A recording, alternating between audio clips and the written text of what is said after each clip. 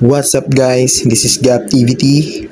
So for today's episode, continuation na to guys nung episode 6 natin kung mare-recall nyo, no? Ito nga yung na-mention ko about dun sa external factors. Dahil kung o-observe nyo nga guys, no? Kung napansin nyo, yung topic natin ng episode 6 is about lang sa routine lang ng isang breeder. Okay? So, yung routine lang talaga na ginagawa niya. How about naman yung transactions na pwedeng maka-apekto din at mag-result sa mga ganong klaseng scenario, no? Okay, so yun yung i-share ko sa inyo today. And before I start, syempre, disclaimer, hindi po tayo expert. Yan, so ang ma-share ko sa inyo is yung actual experiences ko din about dun sa ganong scenario. Okay, so let's start. Actually guys, dalawang factor yung share ko sa inyo ngayon, no? Yung una is yung buying, then yung pangalawa naman is yung sa selling. Okay, so doon muna tayo sa buying part. So sa buying part, okay, let's say meron kang isang strain or isang breed lang ng guppy or freshwater fish. So gusto mo mag-acquire ng iba pa, no? Iba pang breed or iba pang strain ng freshwater fish. So anong nangyari? Sabihin natin nag-online ka or pumunta ka sa isang lugar. Then nakakuha ka ng gusto mo. Ngayon pagbalik mo, sinunod mo lahat ng mga basic guides, no? Acclimation, water conditioning, then proper setup based sa preferred mo. Okay? Then, tumakbo 2 days. So, walang problem. Then, the following day, dun mo na-experience, no? Mayroon ka agad nagkasakit. So, saan mo ba siya pwedeng matignan? Or ano yung pwede mong mabalikan dun sa senaryo, sa nangyari? Bali, isa nga guys yung plastic or packaging ng fish na dapat na-check din natin. Dahil possible, na-expose yun sa ibang bacteria, no? Baka kasi naipatong sa kung saan bago nabalot at bago binigay sa inyo, no? So, yun nga, baka na-expose siya sa ibang bacteria na hindi natin alam. So, better guys, magkaroon kayo ng dalawang tab, at least dalawang tab. So, yung unang tab, dun nyo muna siya i-acclimate. Or before nyo i-acclimate, better hugasan nyo muna yung plastic, yung packaging na pinaglalagyan niya. Para pagkalublob nyo dun sa tab, lessen na agad yung bacteria. Lessen na agad yung aalalahanin nyo. Then, dun sa next tab, dun nyo siya i-release. At least yung next tab, siguro maganda, may timpla din ng salt yun. Yun, para at least, pagka-release nyo sa kanya, makapag-salt bath din siya. Ma-lessen na yung bacteria dun sa katawan niya. Kasi, yung next content naman guys, or next na titignan naman natin dun, yung water quality. Dahil yun nga, galing yun sa ibang breeder, hindi natin alam kung ano yung water content nun dahil hindi ikaw ang nag-prepare. Hindi kayo ang nag-prepare. Okay? Dahil nga in-acquire nyo lang yun. And next naman guys is yung movement. Yung movement ng fish or ng isda. Ano yung movement niya pagka-release nyo sa kanya. Okay? So yun, dapat na o-observe din siya dahil nga una, pwede siyang manibago dahil iba yung environment, iba yung temperature nung nasa packaging na tubig compared dun sa temperature na ni-ready nyo kung saan nyo siya i-release.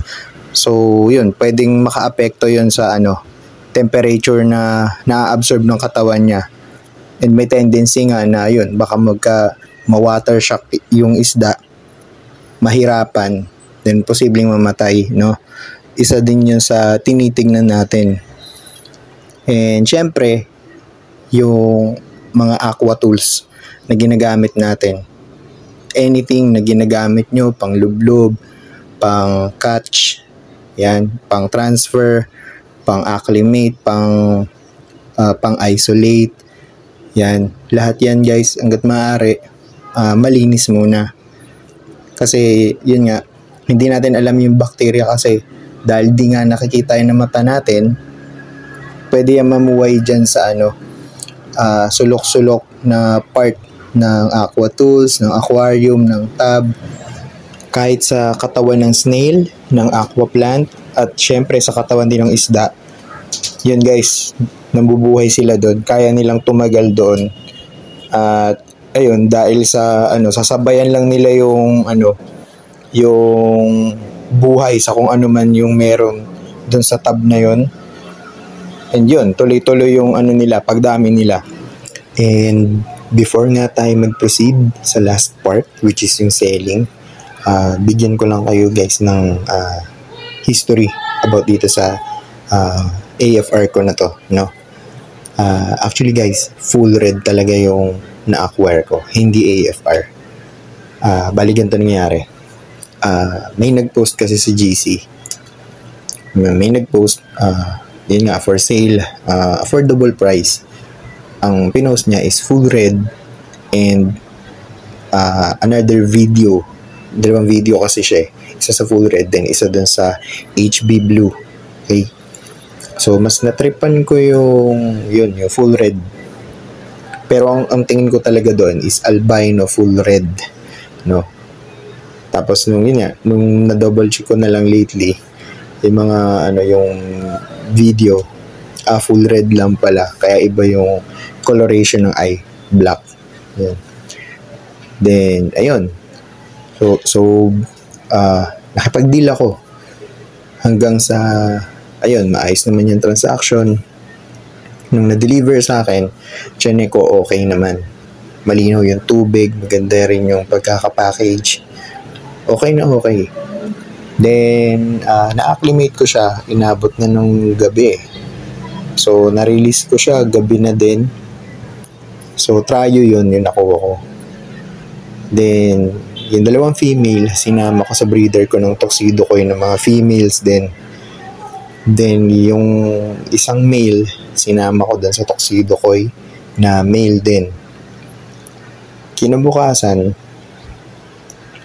nagulat ako na namatay yung isang female ng full red. Nag-check ko yung body, nag-iba yung coloration, nagkaroon siya ng fungus. Siyempre, worried ako. Wala akong idea about sa fungus that time. Pero isa lang pumasok sa isip ko, bacteria, yung pagkakahawa-hawa. So dahil breeder ko lahat yung nandun, then matik guys, nireset ko lahat. Sineperate ko yung mga breeder, sinoltbat ko sila. Then yung tub na pinaglalagyan nila, tinapon ko yung tubig. Then di ko naman in-scrub lahat yung mismong tub. As in binalawang ko lang, hand wash yun. Tapos in-applyan ko ng bagong stock water, then plus nag-salt ako uli. Yun, so yun yung conditioning na ginawa ko. Pero yun nga, nung kinabukasan, yung isang female naman ng full red yung namatay. Then yung naiwan na lang is yung male. Then yun, hinanapan ko ng dalawang albino full red. Nung time na may na-acquire ako na panda, sinabay ko to. Itong nakuha ko na full red. Yan, kaya yan na sila ngayon. Pero ito guys, kung mapapansin nyo to, yung male na yan guys is anak talaga anak yan nung isang nung isang female. So parang yun nga, inbreed ko, babalik ko lang dun sa mother niya para maglabas uli ng red eye. Kung mapapansin nyo nga kanina, yung opening part natin, yung male dun na black eye, yun talaga yung tryo na ginawa kong cross out dyan sa dalawang female na AFR. And ayun, swerte naman na nakapag-breed sila na at least 3 batch na yata, I think. Parang 2 to 3 weeks lang yung pagitan. Nakatatlong batch yan yung na-cross out ko. Yung result ng dalawang female ng AFR, then yung male ng full red. Yun. So, balik naman tayo guys dun sa na experience ko, no. Yun nga, ang hirap niya talagang ma-identify dahil nung dumating sa akin yun, kapapalit ko lang din ng tubig. And at the same time, yung tubig dun sa packaging, malinaw din. Then yun, iniisip ko pa rin, paano nangyari? Then, binalikan ko yung mga video na nasend nung seller na na-post din niya at the same time. Yun nga, merong mga nagkaroon ng fin rot doon na ibang males. Then, yun, I think doon nag-exist, no? Kasi yun nga, pagka nagkaroon kasi ng beaten part yung yung isda, susunod dun yung mikrobyo, lalo kung low quality na yung tubig, no? Then, yun, meron pang mga sobrang pagkain na naiiwan lagi sa tub. Yun, susunod talaga dun yung mikrobyo hanggang sa unti-unting magkaroon ng ng germs yung katawan ng isda na ikakamatay nila. And proceed naman tayo doon sa last part, which is yung selling. Let's say naparami mo yung alaga mo or tinamad ka lang dahil ayaw mo na, gusto mo nang ipasa sa iba. Importante pa rin guys, i-secure natin yung health ng alaga natin bago natin ipasa, ibenta sa iba, no? Para later on hindi magkaroon ng big problem, no?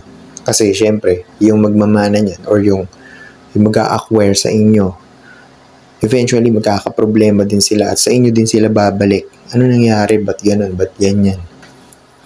No, at least wala nang maging problem. Smooth lahat. Okay?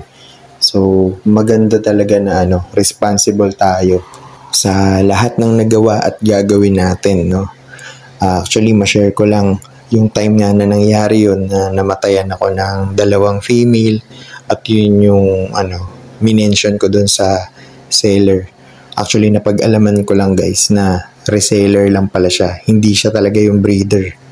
No, shinare ko sa kanya yun. Ang sabi niya lang sa akin, order na lang ako uli para mapalitan niya. And actually guys, kaya ako siya nalaman na reseller lang dahil may seller 2 ako na nakausap, and yung tao na yun, ang pinost niya is same na videos nung pinost nung seller 1 na nakausap ko. Then lahat nga ng conversation namin seller 1 sinend ko sa kanya, and yung scenario na nangyari sinend ko din sa kanya. And guys, ang reply na lang niya sa akin, thumbs up. Then yung last niya na reply, hindi sir, tropa yan, sabi niya ganun. And yun nga, for me, charge to experiences na lang yun, mga nangyari.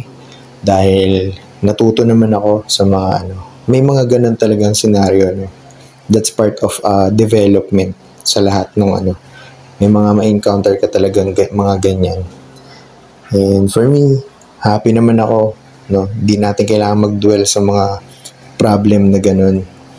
Let's always look forward, stay positive and motivated as well. And hindi lang siya actually guys nakafocus dito sa gapi or sa iba pang fish, no? General to guys, again, ma-apply nyo nga to sa lahat ng bagay na gusto nyong ipamana or i-engage sa business at ibenta. Okay, so be transparent and responsible palagi sa kung ano man yung ginagawa natin. And bago nga natin tapusin yung episode natin for today, syempre, salamat sa lahat ng mga sumuporta from the start, no? Alam niyo yan guys, salamat sa inyo. And special shoutout naman tayo kay CB Gapi Vlog, kay Jerome Acorda, Sheila Paliza, Mac Lawrence Aguliana, and Joshua Cañete. Maraming salamat guys sa pag-appreciate ng mga videos na na-upload natin. And syempre guys, hanapan pa rin natin ng improvement. Lahat ng kung ano yung meron tayo ngayon, no?